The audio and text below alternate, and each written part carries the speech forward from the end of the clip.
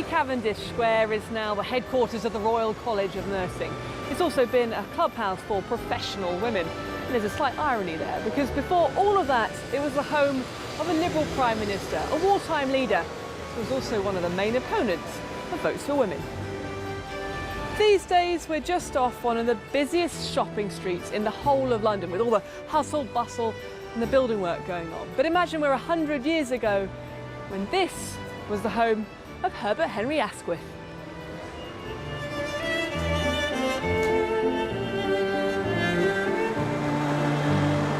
Now hidden by a tree at this busy junction, this was originally a Georgian townhouse, a wedding gift to Asquith and his second wife Margot Tennant from her father.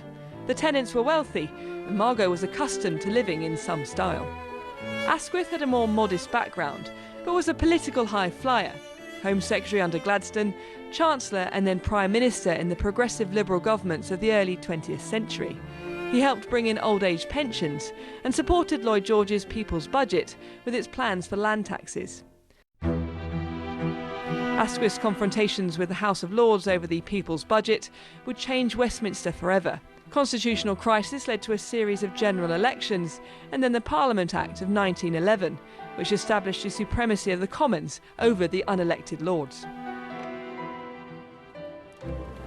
This is very much a working building, but there are still plenty of elements that Asquith would recognise. And this room today is used, as it was then, as a reception room, complete with fireplace carved out of Italian marble dating back to the 1720s.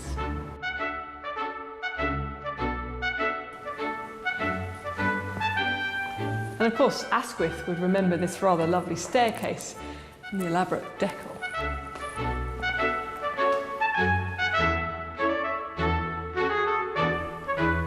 It's thought the original owner of number 20 commissioned the murals from an artist who was a scenery painter at London theatres, hence the trompe-l'oeil style. And there's even a ghost story. One of the building's previous owners, Lady Barrington, is said to have tripped and fallen to her death on this very staircase. In fact, it was that step. Now, the spot used to be marked with a silver cross, but that was deemed to be too much of a trip hazard, so now there's just a black mark. But her ghost is said to still roam these parts.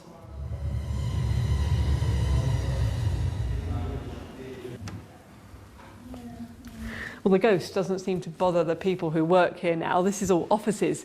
But before it was all divided up, this was the ballroom.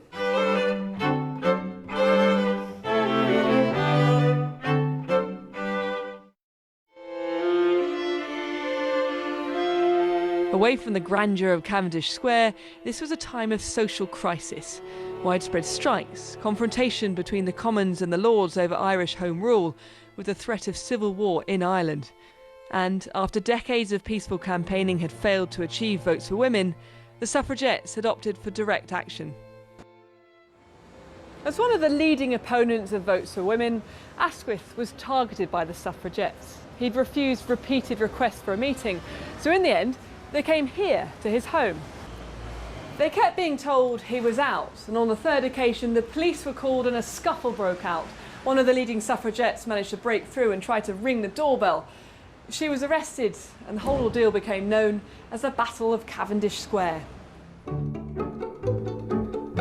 4 of the suffragettes were jailed, but Asquith remained a target of their campaign and the cartoonists. The Asquiths lived in this huge house until he became Prime Minister in 1908. He led the country during the first years of the Great War, and his son Raymond was killed at the Battle of the Somme. The family moved back here in 1916 when he lost the premiership, but the family couldn't keep up such a large house, so it went on the market. Cavendish Square was in the heart of medical London.